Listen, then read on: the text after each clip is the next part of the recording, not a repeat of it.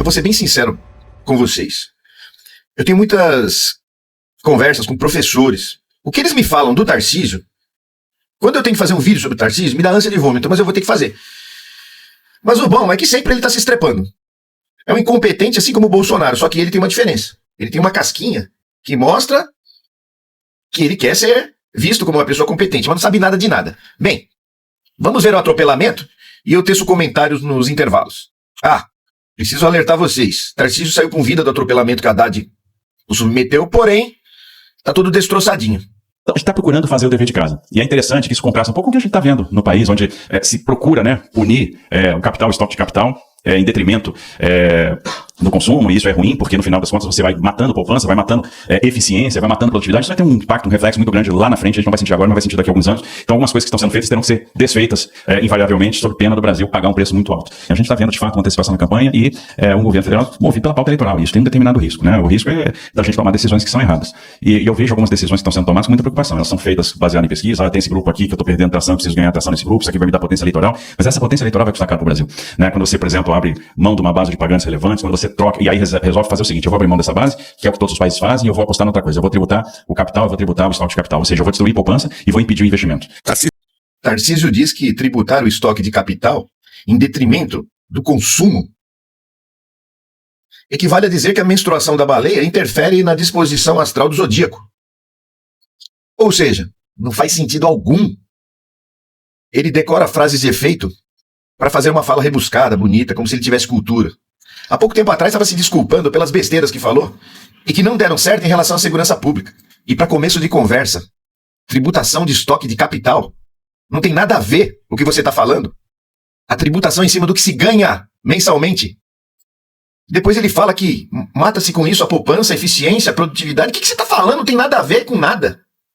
Que relação que existe entre o peido da vaca e o vento no Nordeste? Tarcísio diz que muitas coisas que estão sendo feitas deverão ser desfeitas no futuro. Inclusive a privatização da Sabesp, Tarcísio. Porque você só sabe fazer isso, você só sabe privatizar.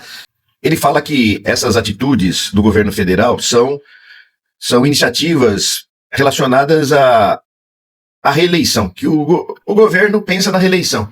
E você que se humilha pro Bolsonaro, ele acabou de falar que você é um político bom. Excepcional não, bom. E foi um idiota que falou isso de você. Você tem que ouvir isso, ficar calado. Na verdade, ele tá jogando pro público bolsonarista com essas falas. Quer dizer, é totalmente eleitoreiro. Cada vez que ele privatiza e sinaliza pro mercado, ele está pedindo pra grande mídia o apoiar e fazer cabeças para que o povo embarque nas falácias desse governinho dele. Todas as atitudes do Tarcísio são sinalizações aos eleitores de Bolsonaro, aos empresários. Ele quer patrocínio na campanha dele, já começa errado, já fica de rabo preso. Ele está querendo que a grande mídia também o promova, é o tempo todo visando a eleição para presidente. Além de tudo, traidor do Bolsonaro. Mais um. Aí ele fala que vai se impedir o investimento. O Brasil é uma das 10 maiores potências do mundo e um dos 10 países mais injustos. Na verdade, é o segundo país mais injusto. E qualquer coisa que tente consertar isso vai atrair essas falas de pessoas medíocres que têm interesses e que são patrocinadas pelos grandes capitalistas. Mais um escravo do grande capitalismo que joga contra a população. Tem um desenho que eu me orgulho de ter contribuído, é esse. Sinceramente, graças a Deus, eu tive muitas oportunidades de subscrever políticas públicas, de assinar políticas públicas. Na prefeitura, no Ministério da Educação e agora na Fazenda. E eu gosto de fazer isso, gosto de desenhar políticas públicas. Essa é das que eu mais gosto. Ela é muito elegante. Porque ela conseguiu até deixar isento o acionista pequeno, pela taxa de dividendo. Mas às vezes o cara tem uma poupança de 100 mil reais em ações e ele vai continuar isento. Quando o cara é grande acionista, mas a empresa paga os impostos, ele vai continuar isento. Quando ele é um grande acionista, mas tem outras rendas e no cômputo geral ele paga 10%, ele continua isento. Ou seja, é um modelo que efetivamente pega quem não paga. Entendeu? E eu não vi ninguém questionar essa afirmação. Em benefício de quem? Do Tesouro? Não, em benefício de quem ganha 5 mil reais. Quem são essas pessoas que ganham 5 mil reais? Policial militar, professora de escola pública, enfermeira de hospital do SUS. Nós estamos falando desse perfil de profissional, que hoje paga cerca de 10% de imposto de renda. Ou seja, nós estamos equiparando uma pessoa que tem 2 milhões de renda por ano e paga 1%, 2% de taxa efetiva, porque se ele pagar 8, ele só vai complementar, só vai pagar mais 2. Eu não consegui, olha, foi um ano de trabalho insano no Ministério da Fazenda. Insano. A gente estressou esse projeto o que pôde. E com pessoas cuja qualidade você conhece. O Marcos Pinto, o Barreirinhas, o Bernardo Api, são grandes especialistas em economia e em tributação. Então, nós colocamos o melhor time para pensar isso. E eu estressei o que eu pude, modelo. Porque eu queria realmente mandar para o Congresso Nacional uma coisa que tivesse uma configuração própria para o Brasil. Que é, como você sabe, um dos 10 países mais desiguais do mundo. Então, como é que um país que é uma das 10 maiores economias do mundo, do outro lado, está entre os 10 mais desiguais? Eu penso que esse é o começo de uma solução. É óbvio que a turma vai se movimentar. Quem tem 2 milhões de renda e não paga 2 milhões de renda não paga imposto, quer continuar não pagando. Eu acho que o Brasil precisa de uma pacificação, até porque a gente está preso numa agenda que não vai nos levar a lugar nenhum. E qual é o grande problema disso? É que a gente está perdendo a oportunidade. A gente vai, do jeito que a coisa está indo, e a gente está imerso num ciclo vicioso e discutindo sempre o mesmo assunto. Eu vou pegar o próprio julgamento do presidente, a cobertura que isso vai ter, né, as redações todas se preparando para isso, vai ser um assunto que só vai se discutir isso durante meses. A gente está deixando de discutir envelhecimento da população, longevidade, a gente está deixando de discutir reforma administrativa, a gente está deixando de discutir reforma do sistema político, a gente está deixando de discutir a economia do conhecimento. O bonde da inteligência artificial vai passar e a gente vai pagar caro para usar a inteligência artificial depois, porque a gente não está pensando em nuvem pública, a gente não está pensando em IA nossa, em IA em português, a gente não está pensando em uma série de coisas. A gente vai ficar para trás na transição energética, tem todo o potencial aqui para ser exportador de SAF, para produzir hidrogênio a partir da reforma do etanol. A gente vai perder literalmente o bonde, vai ficar para trás mais uma vez. E aí fica aquela história, o eterno país do futuro, o eterno gigante que não acorda. Então tá na hora de despertar. Se a gente ficar imerso nesse tipo de discussão, e aí, quer dizer, um evento acaba pautando o país durante anos, e a pergunta é, o que a gente vai ganhar com isso? Nós já vimos esse filme lá atrás. Nós já perdemos outras oportunidades por motivos semelhantes. E a gente vai continuar perdendo oportunidade. Tarcísio cita grandes questões que estão deixando de ser discutidas. Estão deixando de ser discutidas no teu governo. Você é governador, discutas. No teu está. Há desenvolvimento de projetos, inteligência artificial, de tudo que você anda falando sobre o envelhecimento do país. Tudo o governo Lula tem tratado. Quem não tem tratado é você. Você só trata da privatização e fica aí subindo no tijolinho para fazer discurso eleitoreiro. Só isso. Ele pergunta num determinado momento o que a gente vai ganhar com isso. Com essa discussão, essa coisa que ele chama de circularidade, de repetição da questão do Bolsonaro na cadeia, da questão da anistia. Bem, eu te respondo. Nós vamos fortalecer a nossa democracia de pessoas como você e o seu mito, o qual você vive pendurado no saco, e vacinaremos de uma vez por todas a que militares não tenham mais a ambição de entrar para o poder dando golpe. Saia você da circularidade de privatizar, você não faz nada no estado de São Paulo. O que você fez no estado de São Paulo? Quais foram as grandes discussões do seu governo? Por que você não implanta, então, em São Paulo, um projeto sobre IA? Você tem as universidades públicas, USP, Unesp, Unicamp, todas na tua mão. A verdade é que você é um falastrão incompetente, não sabe nem o que está falando rebuscado, decorou, não sabe, não tem preparo, e por isso que vai passar vergonha de novo com o Haddad te atropelando. Porque você está falando com um professor universitário com muito conhecimento, com muitas publicações, não é um qualquer, não é um tolinho, não é um puxa-saco de idiotas. Então, a diferença qualitativa é bem grande entre você e o Haddad. Tem uma diferença de cultura, né? Para mim, esse debate é relevante. Não acredito que não seja um tema correto julgar um presidente que tenha tido o comportamento que o Bolsonaro teve. Talvez para o Tarcísio não seja relevante o ambiente ser democrático ou não ser democrático, até porque eu não sei qual a opinião dele sobre a ditadura militar até hoje. Acredito que deva ser favorável, né, pela formação e pela proximidade dele com o Bolsonaro. Para mim, que sou professor de ciência política, a coisa mais relevante do mundo é a minha liberdade. Nada é mais relevante do que a liberdade de cada cidadão brasileiro. Nada. Viver sob a ditadura é uma coisa muito séria. É muito grave você não saber se vai chegar em casa pelo que você pensa, pelas ideias que você defende, pela forma como você quer participar da vida política nacional. Então, para mim, desviar a atenção é o que eles fazem nas redes sociais, falando besteira o tempo todo, inventando fake news, inventando coisa. Para mim, o relevante é discutir a atitude das pessoas, sobretudo investidas no cargo de ministro, de presidente, de governador. Me parece muito equivocado querer varrer para baixo do tapete o que aconteceu no Brasil, e o que está acontecendo em outros países. É muito grave e eu não considero que isso é desvio de atenção coisíssima nenhuma. Desviar a atenção é fingir que não viu. E aí, quando aconteceu o pior, lamentar não ter agido preventivamente. Porque golpe você só evita quando você tem cultura política, quando você tem a democracia como valor. É assim que se luta pela liberdade das pessoas. Então, para mim não é nada relevante. Eu vivi a redemocratização do país, fui presidente do centro acadêmico no processo de defesa das eleições diretas, vi cavalaria batendo em estudante por defender eleições para presidente, e eu não quero voltar para esse mundo. Eu não acredito que isso seja irrelevante. Agora, para defender a isenção de super ricos, é isso que é relevante? Para ser contra a isenção de quem ganha R$5.000 por mês, isso é relevante? Mas a liberdade de expressão e do que a gente pensa, isso é desviar a atenção da opinião pública? Temos uma formação e uma concepção diferente de sociedade, e eu vou continuar lutando pelos meus ideais, e eu penso que fazer justiça faz parte dessa luta. Nós não podemos abrir mão do que muitas gerações sofreram para reconquistar que é a democracia no Brasil. Dizem que o defeito do malandro é achar que só a mãe dele faz filho esperto. Literalmente embriagado de vaidade, com os apelos do mercado financeiro e da Rede Globo, que enxergam no Tarcísio o menino de ouro para renovar a sua tentativa desde 89 de emplacar um novo Collor, Tarcísio de Freitas segue naquele melhor estilo de achar que pode enrolar todo mundo. Pois é, um dia ele vai em Copacabana, vai em podcasts ao lado de Bolsonaro, sempre naquela tática de bajular, concordar com o ex-chefe, e no outro dia ele vai para os empresários e manda real como se Bolsonaro não estivesse ouvindo, dizendo que políticos do passado têm que ficar no passado descartados. Pois é, nada pior para um sujeito que precisa do Bolsonaro para ter um mínimo de condições numa disputa eleitoral. Afinal, sem Bolsonaro, Tarcísio não teria nunca virado ministro, quiçá governador. Porque se tem uma característica que fez com que Tarcísio de Freitas, um homem com tão poucos predicados, chegasse do nada a virar governador do estado de São Paulo, é uma capacidade muito maquiavélica de saber-se estar sempre próximo dos poderosos, sempre muito solícito, muito atencioso, sempre de boca fechada para passar no seu silêncio a imagem de um sábio e principalmente para encantar como música os ouvidos desses poderosos, ser sempre aquele que concorda com tudo, sempre aquele que quando dá uma contribuição é sempre para valorizar as ideias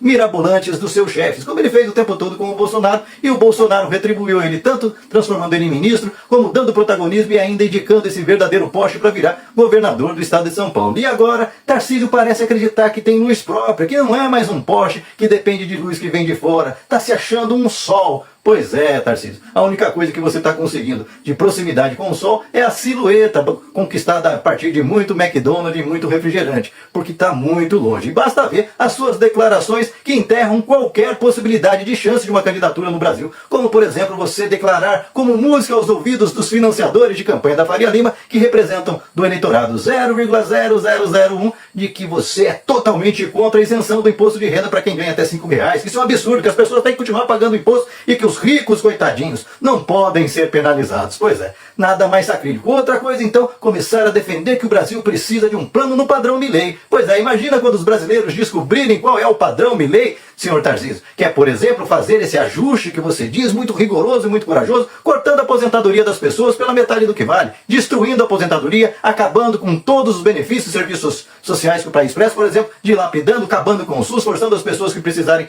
de atendimento médico naquela mesma realidade violenta e cruel dos Estados Unidos, que se você não tiver dinheiro você não é atendido, acabar com a escola pública, acabar com o serviço de transporte público, subsídio do transporte público. Pois é, inclusive ele fala muito, mas não faz, tanto que no estado de São Paulo, boa parte dessas privatizações que ele faz e das concessões de linhas de metrô, linha de trem e outras, sempre é no intuito de continuar subsidiando, ou seja, a parte grossa da passagem é o Estado que paga pela ineficiência da iniciativa privada, que fica vendendo ouros de eficiência, logicamente com patrocínio público. Aí corta tudo, vai acontecer o que, São Paulo? Uma passagem de ônibus vai custar R$15? Pois é, Tarcísio de Freitas. Você pode falar muito, mas na prática isso não cola. Vai acabar com o Plano Safra também, ou é mais uma política de subsídio do governo, que é fundamental para que o Brasil continue crescendo, exportando e gerando desenvolvimento nas suas fronteiras agrícolas, suas fronteiras comerciais com o mundo. Mas para piorar, além disso, ele ainda se queima com o Bolsonaro. Pois é, envaidecido com o apoio da Faria Lima, e certo que Bolsonaro deve ir em cana e não está fazendo muito esforço para evitar isso aí não, apesar de no discurso, na retórica, falar que o Bolsonaro, que ele está com o Bolsonaro até debaixo d'água, na prática ele vai na Faria Lima e fala que a política precisa se renovar, que político antigo já é bananeira, que já deu caixa, já deu o que tinha que dar. E adivinha quem é o político antigo que já deu o que tinha que dar? Pois é, Jair Bolsonaro, que insiste em manter uma candidatura mesmo inelegível. Portanto, Bolsonaro não é bobo, inclusive já mandou recado. Já disse que o Tarcísio é bom, mas não é excepcional, é um político como qualquer outro. Ou seja, Bolsonaro tá ligado que se o Tarcísio, mesmo agora que precisa ainda do Bolsonaro, já faz um aceno para cá, outro para lá, acendendo uma vela para Deus, e outra pro diabo, uma vela pro Bolsonaro, e outra pro mercado financeiro, que garantias o Bolsonaro tem que uma vez no poder, Tarcísio de Freitas vai se queimar para tirar Bolsonaro da cadeia. Pois é, o Bolsonaro não é bobo, não vai arriscar suas fichas num cara que fala pra ele uma coisa de manhã e de noite tá sentado com a Rede Globo, tá sentado com o mercado financeiro, falando que a gente tem que se livrar dos velhos políticos. Aliás, Tarcísio também deveria, em sua vaidade, dar uma olhada na história, porque o estado de São Paulo não consegue emplacar governadores há mais de 100 anos. E toda eleição sempre tem um governador de São Paulo sendo mordido pela mosquinha da vaidade, tentando. O próprio Alckmin tentou, já quebrou a cara, todos os Serra, enfim, todo governador de São Paulo tenta, porque está na principal governo do país, de estadual do país, acha que tem chances, e vai lá e quebra a cara. Portanto, Tarcísio, vai lá, mostra com sua arrogância, mostra para o povo que você quer aumentar imposto no lombo do povo, para que os ricos fiquem cada vez mais ricos, para ver aonde você vai parar. O último que tentou isso, inclusive, como eu disse, foi o Foram o Meirelles que saiu com 1% da eleição, depois teve o Geraldo Alckmin também, com o mesmo apoio que você está tendo aí do mercado financeiro, da Rede Globo, a tonelada de partido em volta dele, e foi superado pelo Bolsonaro, que nem tempo de TV tem. Aliás, o outro único paulista que conseguiu nesses últimos 120 anos chegar à presidência da República, assim, de maneira por meio de cargos políticos, foi o Jânio Quadros. Mas o Jânio Quadros não foi porque era governador, porque usou a máquina para se autoprojetar. Muito pelo contrário, Tarcísio de Freitas. Se você procurar, o Jânio Quadros nada mais é que o Bolsonaro do passado. Um sujeito que pregava moralismo barato, que tinha uma retórica, um convencimento, tinha carisma, coisa que claramente você não tem. Tanto que você depende do carisma do Bolsonaro para tentar se deslanchar, porque você não convence ninguém. Você tem um discurso no melhor estilo Rolando Lero, puro somebody love. Toda vez que você é questionado, é um discursinho tecnocrático daqui, outro dali, que roda, e qualquer um que entende minimamente do riscado sabe que você só está falando lorota, que não para em pé. Entretanto, talvez convença a gente ignorante que quando você faz esse embromeixo, dá a impressão que você está sabendo o que você está falando. Entretanto, na eleição, o paulista já vai estar pagando uma conta cada vez mais salgada de água, vai estar sofrendo cada vez mais no metrô, vai estar cansado de praças e mais praças de pedágios que você está liberando à torto e direito no estado de São Paulo nas suas concessões públicas, sempre drenando recursos públicos para o bolso da especulação privada e iniciativa privada. Portanto, mais do que natural que os ricos estejam encantados com você e tenham um instinto, inclusive, te dando corda, porque quanto mais corda dá para sua vaidade, mais patrimônio do estado de São Paulo você entrega a preço de banana para eles, na esperança de que lá na frente eles vão te retribuir. Pois é, eles não retribuem nada. Se você tivesse um pouquinho de humildade, já teria descoberto que se tivesse mantido calado como sempre fez, e isso te fez chegar a virar governador do estado de São Paulo, você poderia até ter algum sucesso, mas foi começar a querer abrir a boca, né, Tarcísio? E aí, Bolsonaro já está esperto, o povo já está esperto, e você, se sair candidato, vai ficar mais ou menos do tamanho que ficou o Alckmin quando o Bolsonaro saiu candidato em 2018. Pode até começar lá em cima, mas vai derreter, porque você não tem substância para segurar, Tarcísio. Quando o povo saber a desgraça que você está fazendo em São Paulo, no Brasil inteiro, vão te rechaçar para o lixo da história. E você, surpreso em ver que o Tarcísio de Freitas resolveu botar a cara e mostrar a sua cara, e até o Bolsonaro já sacou e está esperto com ele? Deixa aqui seu comentário, se inscreva no canal, senta o dedo para compartilhar, não esquece de deixar seu like, salve esse vídeo. E esse aqui é o tipo de coisa que a Globo fabrica. Gente que não tem o menor pudor de querer entregar o Brasil inteiro para esse interesse estrangeiro, para o interesse do mercado financeiro, e o povo que pague a conta. Tanto que está aí enchendo a boca para falar que é um absurdo o povo ter isenção de imposto de renda até 5 mil, depois que ele estava do lado do Bolsonaro, que propôs isso, nunca cumpriu, e do Lula, que prometeu, cumpriu, e o Brasil está crescendo economicamente. Coisa que quando eles vinham com esse discursinho de austeridade quebrar. Aliás, o exemplo dele, o Milei, está levando a Argentina à bancarrota. Recessão enquanto o Brasil cresce a 3,5% ao ano. O que o Tarcísio menos esperava acontecer, o que foi o Lewandowski mandou a Polícia Federal apurar. E a Polícia Federal começou a fazer uma investigação que a polícia do Tarcísio, em aí, mais de 2 anos do governo dele, não fez. Aí, a partir dessa investigação, viram, ó, tem esse banco aqui, e tem mais 2 bancos aí, fintechs, bancos digitais, que eram usados para essa lavagem de dinheiro. Aí começaram a prender um atrás do outro. Aí começou a cair o castelo de cartas do PCC, com vários membros aí da Polícia Militar e da Polícia Civil de São Paulo. Quando assassinaram em plena luz do dia ali, com muita conivência da polícia do Tarcísio, um delator no aeroporto de Guarulhos, o aeroporto de Guarulhos é área federal. Aí ferrou. Por quê? Porque área federal é competência da Polícia Federal. E o que o Tarcísio menos esperava acontecer, o que foi o Lewandowski que mandou a Polícia Federal apurar. E a Polícia Federal começou a fazer uma investigação que a polícia do Tarcísio, em aí, mais de 2 anos do governo dele, não fez. A polícia simplesmente não investigou. E a Polícia Federal chegou e começou a investigar e descobrir tudo. Tarcísio de Freitas, olha só o que Nunes disse, não é o Tó, é o Tarcísio de Freitas, após aí o leilão e a privatização da CPTM em São Paulo. É o Thor? Não, é o Tarcísio.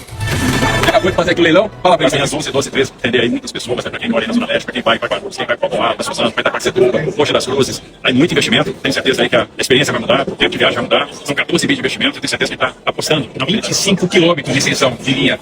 Olha que fantástico. Bom, galera. A privatização da Via Imobilidade, que foi concedida, privatizada pelo governador Tarcísio. Esse final de semana vai acontecer um evento chamado Lollapalooza. E a Via Imobilidade vai ofertar um serviço do Expresso Lollapalooza, do Morumbi até o Autódromo, de Pinheiros até o Autódromo, cobrando R$30. Mas isso não está sendo discutido por uma questão de mobilidade aqui na cidade de São Paulo, como de fato. No contrato da concessão, realmente permite essa empresa, Via Imobilidade, ter uma série de problemas, atrasos, muitas dificuldades para a população que ela explore os trens de forma comercial. Mas desde que não crie um impacto na segurança, desde que não crie um impacto na mobilidade. E precisa de autorização do governo do estado. Nós fizemos e apresentamos um ofício para a secretaria, para o governo do estado, perguntando se deram autorização, qual é o plano de operação e por que não ampliar para a população pobre que vai todo dia para a Zona Sul. Todos os dias espremida no trem como sardinha. Isso não é entregue pela Via Mobilidade na linha 9 Esmeralda. O povo cansou de esperar.